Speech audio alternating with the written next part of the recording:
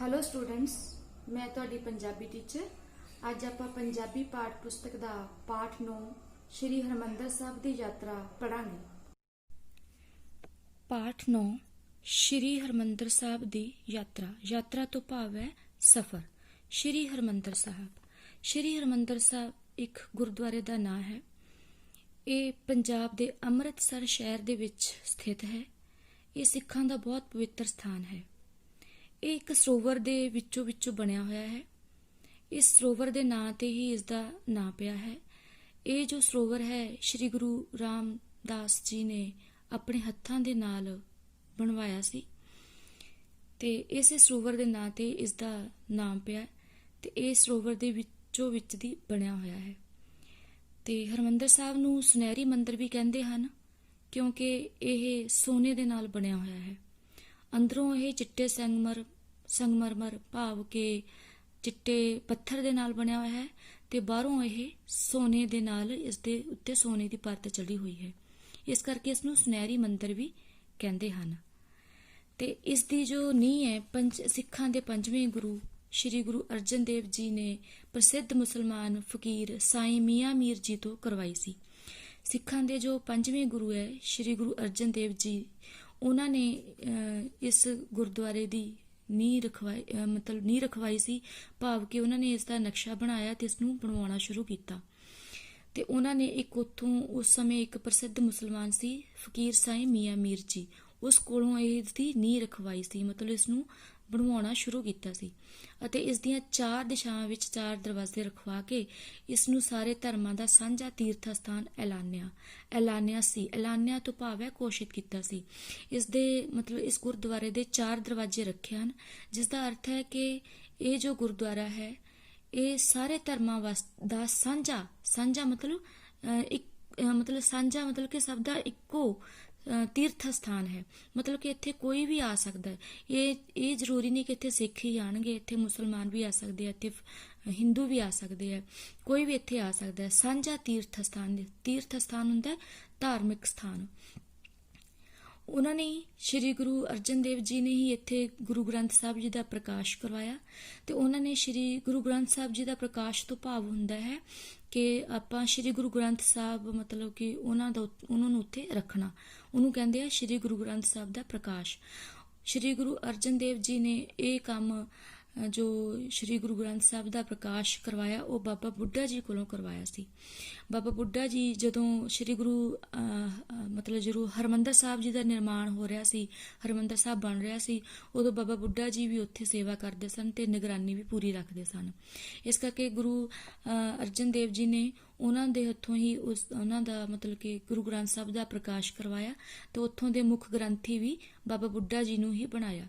ਮੁੱਖ ਗ੍ਰੰਥੀ ਤੋਂ ਭਾਵ ਹੈ ਕਿ ਉੱਥੇ ਜੋ ਮਤਲਬ ਗੁਰੂ ਗ੍ਰੰਥ ਸਾਹਿਬ ਜੀ ਨੂੰ ਪੜ੍ਹਨ ਵਾਲੇ ਜਾਂ ਗੁਰਦੁਆਰੇ ਦੀ ਦੇਖਭਾਲ ਕਰਨ ਵਾਲੇ ਹੁਣ ਉਹਨੂੰ ਗ੍ਰੰਥੀ ਕਹਿੰਦੇ ਹਨ। ਤੇ ਇਹ ਵੀ ਗੁਰੂ ਅਰਜਨ ਦੇਵ ਜੀ ਨੇ ਬਾਬਾ ਬੁੱਢਾ ਜੀ ਨੂੰ ਬਣਵਾਇਆ। ਇਸ ਪਾਠ ਦੇ ਵਿੱਚ ਜੋ ਇਸ ਪਾਠ ਦਾ ਲੇਖਕ ਹੈ ਉਸਨੂੰ ਮਤਲਬ ਬੜੀ ਇੱਛਾ ਤੋਂ ਭਾਵ ਬੜੀ ਖਾਹਿਸ਼ ਸੀ ਕਿ ਉਹ ਵੀ ਇਸ ਤੀਰਥ ਸਥਾਨ ਦੇ ਦਰਸ਼ਨ ਕਰੇ। ਤੀਰਥ ਸਥਾਨ ਮਤਲਬ ਕਿ ਧਾਰਮਿਕ ਸਥਾਨ ਦੇ ਦਰਸ਼ਨ ਤੋਂ ਭਾਵ ਹੈ ਉਸਨੂੰ ਦੇਖਣਾ, ਉੱਥੇ ਜਾਣਾ, ਉੱਥੇ ਉਹਨੂੰ ਦੇਖਣਾ, ਉਸਨੂੰ ਆਪਾਂ ਦਰਸ਼ਨ ਕਹਿੰਦੇ ਆ। ਤੇ ਇਸ ਕਰਕੇ ਉਹ ਕੀ ਕਹਿੰਦਾ ਕਿ ਮੈਨੂੰ ਵੀ ਕਹਿੰਦੇ ਇੱਕ ਮੌਕਾ ਮਿਲਿਆ ਕਿ ਮੈਂ ਵੀ ਆਪਣੇ ਮੰਮੀ ਪਾਪਾ ਜਾਂ ਆਪਣੇ ਪਰਿਵਾਰ ਦੇ ਨਾਲ ਉੱਥੇ ਦਰਸ਼ਨ ਕਰਨ ਲਈ ਚੱਲ ਪਿਆ। ਤੇ ਉਹ ਦਰਸ਼ਨ ਕਰਨ ਵਾਸਤੇ ਉਹ ਅੰਮ੍ਰਿਤਸਰ ਜੋ ਮਤਲਬ ਹਰਿਮੰਦਰ ਸਾਹਿਬ ਹੈ ਉਹ ਅੰਮ੍ਰਿਤਸਰ ਸ਼ਹਿਰ ਦੇ ਵਿੱਚ ਸਥਿਤ ਹੈ ਤੇ ਉਹ ਅੰਮ੍ਰਿਤਸਰ ਸ਼ਹਿਰ ਦੇ ਵਿੱਚ ਪਹੁੰਚ ਗਏ। ਅੰਮ੍ਰਿਤਸਰ ਸ਼ਹਿਰ ਹੈ ਜੋ ਬੜਾ ਭੀੜ ਭੜੱਕੇ ਵਾਲਾ ਤੇ ਬਾਜ਼ਾਰਾਂ ਦੇ ਵਿੱਚ ਬੜੀ ਭੀੜ ਭੜੱਕਾ ਹੁੰਦਾ। ਉੱਥੋਂ ਹੁੰਦੇ ਉਹ ਹਰਿਮੰਦਰ ਸਾਹਿਬ ਪਹੁੰਚ ਗਏ। ਜਦੋਂ ਹਰਿਮੰਦਰ ਸਾਹਿਬ ਪਹੁੰਚੇ ਤਾਂ ਉੱਥੇ ਜਾ ਕੇ ਉਹਨਾਂ ਦੀ ਰੂਹ ਖੁਸ਼ ਹੋ ਗਈ ਮਤਲਬ ਕਿ ਉਹ ਬੜੇ ਖੁਸ਼ ਹੋ ਗਏ, ਉਹਨਾਂ ਦੀ ਆਤਮਾ ਬੜੀ ਖੁਸ਼ ਹੋਈ ਕੀ ਦੇਖ ਕੇ, ਉੱਥੋਂ ਦਾ ਮਤਲਬ ਉਹਦਾ ਜੋ ਹਰਿਮੰਦਰ ਸਾਹਿਬ ਉਹਦਾ ਬਾਹਰੀ ਦ੍ਰਿਸ਼ ਦੇਖ ਕੇ। ਦ੍ਰਿਸ਼ ਤੋਂ ਭਾਵ ਹੁੰਦਾ ਹੈ ਬਾਹਰਲਾ ਮਾਹੌਲ ਦੇਖ ਕੇ, ਬਾਹਰਲਾ ਸੀਨ ਦੇਖ ਕੇ। ਮਤਲਬ ਉਹ ਕਿਉਂ ਮਤਲਬ ਉਹਨਾਂ ਦੀ ਰੂਹ ਖੁਸ਼ ਹੋਈ ਕਿਉਂਕਿ ਉੱਥੇ ਬੜੀ ਸਫਾਈ ਸੀ, ਖੁੱਲਾ ਡੁੱਲਾ ਮਾਹੌਲ ਸੀ। ਮਾਹੌਲ ਤੋਂ ਭਾਵ ਹੈ ਵਾਤਾਵਰਨ, ਵੀ ਆਲਾ ਦੁਆਲਾ ਉੱਥੇ ਬੜਾ ਖੁੱਲਾ ਡੁੱਲਾ ਸੀ ਤੇ ਸਫਾਈ ਵੀ ਬਹੁਤ ਸੀ। ਇਹ ਸਾਰਾ ਕੁਝ ਦੇਖ ਕੇ ਉਹਨਾਂ ਦਾ ਮਨ ਹੈ ਜੋ ਗਦਗਦ ਹੋ ਉੱਠਿਆ ਮਤਲਬ ਬਹੁਤ ਖੁਸ਼ ਹੋ ਗਿਆ। ਉਸ ਤੋਂ ਬਾਅਦ ਉਹਨਾਂ ਨੇ ਕੀ ਕੀਤਾ, ਕਹਿੰਦੇ ਅਸੀਂ ਜੋੜਾ ਘਰ ਵਿੱਚ ਜਾ ਕੇ ਆਪਣੇ ਜੋੜੇ ਜਮ੍ਹਾਂ ਕਰਵਾਏ। ਜੋੜਾ ਘਰ ਤੋਂ ਭਾਵ ਹੁੰਦਾ ਹੈ ਕਿ ਜਿੱਥੇ ਆਪਾਂ ਪੈਰਾਂ ਦੇ ਵਿੱਚ ਬੂਟ, ਸੈਂਡਲ, ਚੱਪਲ ਪਾਏ ਹੁੰਦੇ ਆ, ਉਹ ਉਸਨੂੰ ਆਪਾਂ ਇੱਕ ਥਾਂ ਤੇ ਜਮ੍ਹਾਂ ਕਰਾਉਂਦੇ ਆ, ਤੇ ਉਸ ਥਾਂ ਨੂੰ ਕਹਿੰਦੇ ਜੋੜਾ ਘਰ। ਤੇ ਜੋ ਪੈਰਾਂ ਵਿੱਚ ਆਪਾਂ ਬੂਟ ਵਗੈਰਾ ਪਾਏ ਹੁੰਦੇ ਉਹਨੂੰ ਆਪਾਂ ਜੋੜੇ ਕਹਿੰਦੇ ਆ। ਤੇ ਉਹਨਾਂ ਨੇ ਫਿਰ ਉੱਥੇ ਜਾ ਕੇ ਕਹਿੰਦੇ ਅਸੀਂ ਸਭ ਤੋਂ ਪਹਿਲਾਂ ਜੋੜਾ ਘਰ ਦੇ ਵਿੱਚ ਜੋੜੇ ਜਮ੍ਹਾਂ ਕਰਵਾਏ, ਮਤਲਬ ਆਪਣੇ ਬੂਟ, ਸੈਂਡਲ, ਚੱਪਲ ਜੋ ਵੀ ਪਾਏ ਸੀ ਉਹ ਉੱਥੇ ਜਮ੍ਹਾਂ ਕਰਵਾ ਲਈ। ਫਿਰ ਕਹਿੰਦੇ ਅਸੀਂ ਆਪਣੇ ਸਿਰਾਂ ਨੂੰ ਢੱਕਣ ਲਈ ਰੁਮਾਲ ਲਏ। ਫਿਰ ਉਹਨੇ, ਜਦੋਂ ਆਪਾਂ ਗੁਰਦੁਆਰੇ ਜਾਂਦੇ ਆ, ਕਿਸੇ ਵੀ ਗੁਰਦੁਆਰੇ ਜਾਂਦੇ ਆ, ਉਦੋਂ ਆਪਾਂ ਸਿਰ ਨੰਗਾ ਲੈ ਕੇ ਨਹੀਂ ਜਾਂਦੇ, ਸਿਰ ਨੂੰ ਢੱਕ ਕੇ ਲੈ ਕੇ ਜਾਂਦੇ ਆ। ਤੇ ਫਿਰ ਉਹਨਾਂ ਨੇ ਆਪਣੇ ਸਿਰਾਂ ਨੂੰ ਕਾਹਦੇ ਨਾਲ ਢੱਕ ਲਿਆ? ਰੁਮਾਲਾਂ ਦੇ ਨਾਲ ਢੱਕ ਲਿਆ। ਉਸ ਤੋਂ ਬਾਅਦ ਉਹ ਕਹਿੰਦੇ ਅਸੀਂ ਪੈਰ ਧੋ ਕੇ ਵੱਡੀ ਸਾਰੀ ਡਿਊੜੀ ਰਾਹੀਂ ਅੰਦਰ ਪਹੁੰਚੇ। ਫਿਰ ਉੱਥੇ ਉਹਨਾਂ ਨੇ ਪੈਰ ਧੋਤੇ, ਤੇ ਫਿਰ ਪੈਰ ਧੋਣ ਤੋਂ ਬਾਅਦ ਉਹ ਡਿਊੜੀ ਦਾ ਮਤਲਬ ਹੁੰਦਾ ਕਿ ਅੰਦਰ ਜਾਣ ਵਾਸਤੇ ਇੱਕ ਰਸਤਾ ਬਣਿਆ ਹੁੰਦਾ, ਉਸਨੂੰ ਆਪਾਂ ਡਿਊੜੀ ਬੋਲ ਦਿੰਦੇ ਆ। ਡਿਊੜੀ ਰਾਹੀਂ ਉਹ ਅੰਦਰ ਪਹੁੰਚ ਗਏ ਕਹਿੰਦੇ। ਤੇ ਜਦੋਂ ਅੰਦਰ ਪਹੁੰਚਿਆ ਤਾਂ ਸਾਹਮਣੇ ਕੀ ਸੀਗਾ? ਨਿਰਮਲ ਜਲ ਦਾ ਸਰੋਵਰ। ਨਿਰਮਲ ਜਲ ਦਾ ਸਰੋਵਰ ਮਤਲਬ ਕਿ ਨਿਰਮਲ ਤੋਂ ਭਾਵ ਹੈ ਸਾਫ਼, ਤੇ ਜਲ ਦਾ ਮਤਲਬ ਪਾਣੀ, ਵੀ ਸਾਫ਼ ਪਾਣੀ ਦਾ ਇੱਕ ਸਰੋਵਰ। ਮਤਲਬ ਜਿੱਥੇ ਬਹੁਤ ਸਾਰਾ ਪਾਣੀ ਹੁੰਦਾ ਹੈ ਉਹਨੂੰ ਆਪਾਂ ਸਰੋਵਰ ਬੋਲਦੇ ਹਾਂ। ਜੋ ਇਹ ਗੁਰਦੁਆਰਾ ਹੈ ਉਹ ਸਰੋਵਰ ਦੇ ਵਿੱਚ ਹੀ ਬਣਿਆ ਹੋਇਆ ਹੈ। ਜਿਵੇਂ ਮੈਂ ਤੁਹਾਨੂੰ ਪਹਿਲਾਂ ਦੱਸਿਆ ਕਿ ਇਹ ਉਹ ਸਰੋਵਰ ਹੈ ਜੋ ਸ਼੍ਰੀ ਗੁਰੂ ਰਾਮਦਾਸ ਜੀ ਨੇ ਆਪਣੇ ਹੱਥਾਂ ਦੇ ਨਾਲ ਬਣਵਾਇਆ ਸੀ, ਤੇ ਇਸੇ ਸਰੋਵਰ ਦੇ ਨਾਂ ਤੇ ਇਸ ਗੁਰਦੁਆਰੇ ਦਾ ਮਤਲਬ ਨਾਮ ਪਿਆ। ਤੇ ਉਹ ਸਰੋਵਰ ਨਜ਼ਰ ਆਉਂਦਾ ਜਦੋਂ ਹੀ ਆਪਾਂ ਕਹਿੰਦੇ ਅੰਦਰ ਜਾਂਦੇ ਆ ਪੈਰ ਧੋ ਕੇ, ਤੇ ਸਾਹਮਣੇ ਸਰੋਵਰ ਨਜ਼ਰ ਆਉਂਦਾ। ਫਿਰ ਉਹ ਕਹਿੰਦੇ ਅਸੀਂ ਸਰੋਵਰ ਦੇ ਪਵਿੱਤਰ ਜਲ ਵਿੱਚ ਇਸ਼ਨਾਨ ਕੀਤਾ। ਪਵਿੱਤਰ ਮਤਲਬ ਬਹੁਤ ਹੀ ਸਾਫ਼ ਸੁਥਰਾ ਧਾਰਮਿਕ ਪਾਣੀ ਹੈ, ਜੋ ਜਲ ਹੈ, ਉਹਦੇ ਵਿੱਚ ਇਸ਼ਨਾਨ ਕੀਤਾ। ਇਸ਼ਨਾਨ ਤੋਂ ਭਾਵ ਹੁੰਦਾ ਹੈ ਨਹਾਉਣਾ। ਉੱਥੇ ਉਹ ਨਹਾਏ। ਫਿਰ ਉਹਨਾਂ ਨੇ ਉੱਥੇ ਦਰਸ਼ਨ ਕੀਤੇ। ਦਰਸ਼ਨ ਕਰਨ ਲਈ ਪਰਿਕਰਮਾ ਕਰਦੇ ਹੋਏ ਦਰਸ਼ਨੀ ਡਿਊੜੀ ਦੇ ਸਾਹਮਣੇ ਪਹੁੰਚ ਗਏ।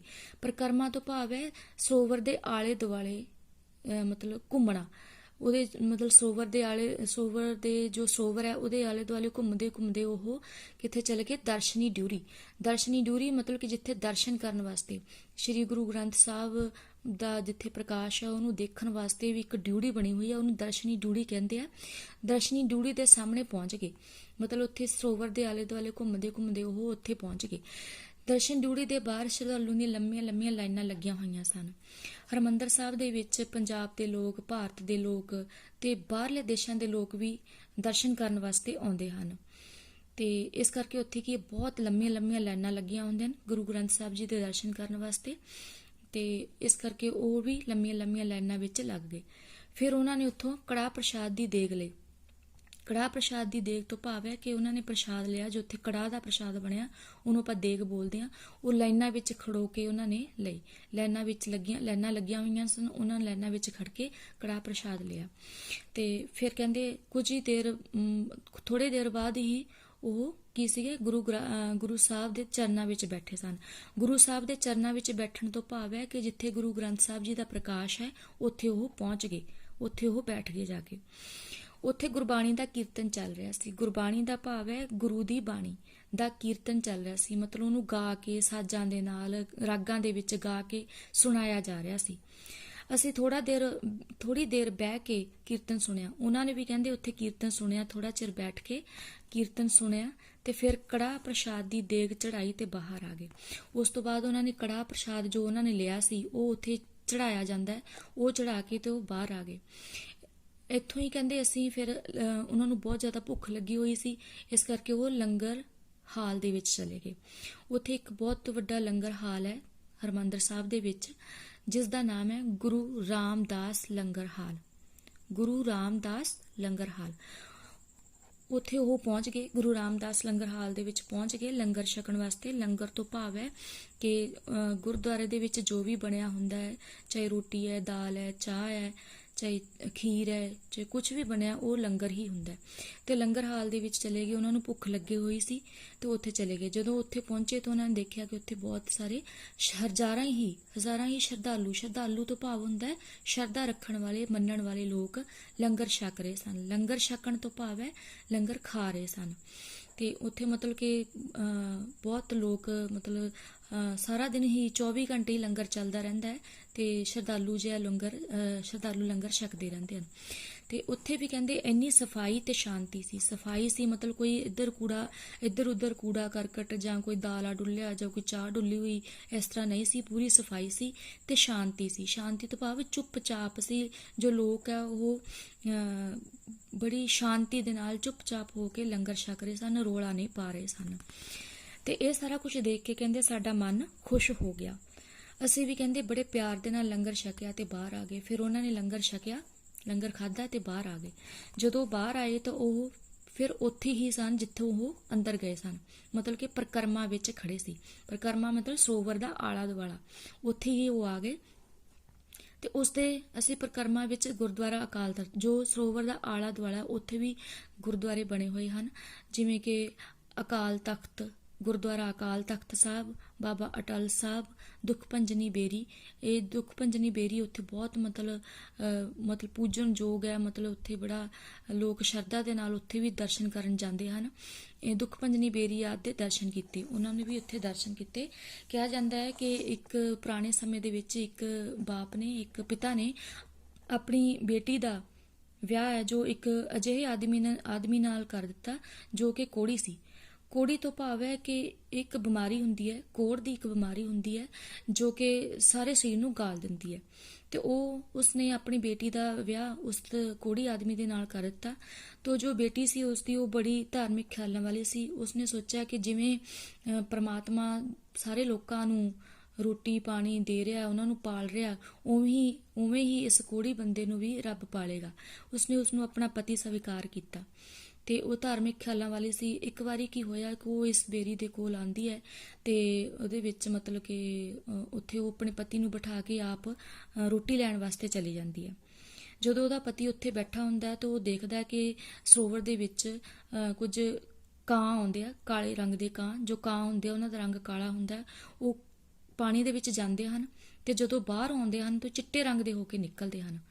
ਤਾਂ ਜਦੋਂ ਇਹ ਚੀਜ਼ ਉਹ ਦੇਖਦਾ ਤਾਂ ਉਹ ਆਪਣੀ ਬਿਮਾਰੀ ਤੋਂ ਬੜਾ ਪਰੇਸ਼ਾਨ ਹੁੰਦਾ। ਉਹ ਕਹਿੰਦਾ ਵੀ ਜੇ ਕਾਲੇ ਕਾਂ ਚਿੱਟੇ ਬਣ ਕੇ ਨਿਕਲ ਸਕਦੇ ਆ ਕਿ ਮੇਰੀ ਬਿਮਾਰੀ ਨਹੀਂ ਠੀਕ ਹੋ ਸਕਦੀ ਜੇ ਮੈਂ ਪਾਣੀ ਦੇ ਵਿੱਚ ਜਾਵਾਂ। ਤਾਂ ਉਹ ਕੀ ਕਰਦਾ ਕਿ ਪਾਣੀ ਦੇ ਵਿੱਚ ਜਾਂਦਾ, ਪਰ ਜਦੋਂ ਉਹ ਬਾਹਰ ਆਉਂਦਾ ਤੇ ਉਹਦਾ ਜੋ ਕੋਹੜ ਹੈ, ਜੋ ਉਹਦੀ ਬਿਮਾਰੀ ਹੁੰਦੀ ਹੈ, ਭਿਆਨਕ ਬਿਮਾਰੀ ਕੋਹੜ ਦੀ, ਉਹ ਸਾਰੀ ਖਤਮ ਹੋ ਚੁੱਕੀ ਹੁੰਦੀ ਹੈ। ਤੇ ਇਸ ਕਰਕੇ ਉੱਥੇ ਉਹਨੂੰ ਦੁੱਖ ਭੰਜਨੀ ਬੇਰੀ ਵੀ ਕਿਹਾ ਜਾਂਦਾ ਤੇ ਮਤਲਬ ਕਿ ਉੱਥੇ ਦੁੱਖ ਤੋੜਨ ਵਾਲੀ ਬੇਰੀ ਕਿਹਾ ਜਾਂਦਾ ਹੈ। ਮਤਲਬ ਉੱਥੇ ਲੋਕ ਬੜੀ ਸ਼ਰਧਾ ਦੇ ਨਾਲ ਜਾਂਦੇ ਹਨ, ਦੁਖੀ ਲੋਕ ਵੀ ਜਾਂਦੇ ਹਨ ਤੇ ਆਮ ਲੋਕ ਵੀ ਉੱਥੇ ਦਰਸ਼ਨ ਕਰਨ ਜਾਂਦੇ ਹਨ। ਉਸ ਤੋਂ ਬਾਅਦ ਉਹ ਕਹਿੰਦੇ ਰਾਤ ਵੀ ਉਹ ਉੱਥੇ ਹੀ ਇੱਕ ਧਰਮਸ਼ਾਲਾ ਵਿੱਚ ਕੱਟੀ। ਉਹਨਾਂ ਨੇ ਉੱਥੇ ਰਾਤ ਰਹੇ ਤੇ ਇੱਕ ਧਰਮਸ਼ਾਲਾ ਦੇ ਵਿੱਚ ਹੀ ਕੱਟੀ। ਧਰਮਸ਼ਾਲਾ ਤੋਂ ਭਾਵ ਹੈ ਜਦੋਂ ਆਪਾਂ ਕਿਸੇ ਅਣਜਾਣ ਸ਼ਹਿਰ ਦੇ ਵਿੱਚ ਜਾਂਦੇ ਹਾਂ, ਉੱਥੇ ਆਪਾਂ ਨੂੰ ਰਹਿਣ ਨੂੰ ਥਾਂ ਨਹੀਂ ਹੁੰਦੀ, ਤਾਂ ਇੱਕ ਧਰਮਸ਼ਾਲਾ ਬਣੀ ਹੁੰਦੀ ਹੈ ਜਿੱਥੇ ਕਿ ਕਮਰੇ ਬਣੇ ਹੁੰਦੇ ਆ ਤੇ ਉੱਥੇ ਰਹਿ ਸਕਦੇ ਹਾਂ ਆਪਾਂ, ਠੀਕ ਹੈ, ਰਾਤ ਕੱਟ ਸਕਦੇ ਹਾਂ। ਰਾਤ ਕੱਟੀ ਤੋਂ ਮਤਲਬ ਰਾਤ ਬਿਤਾਈ ਉੱਥੇ।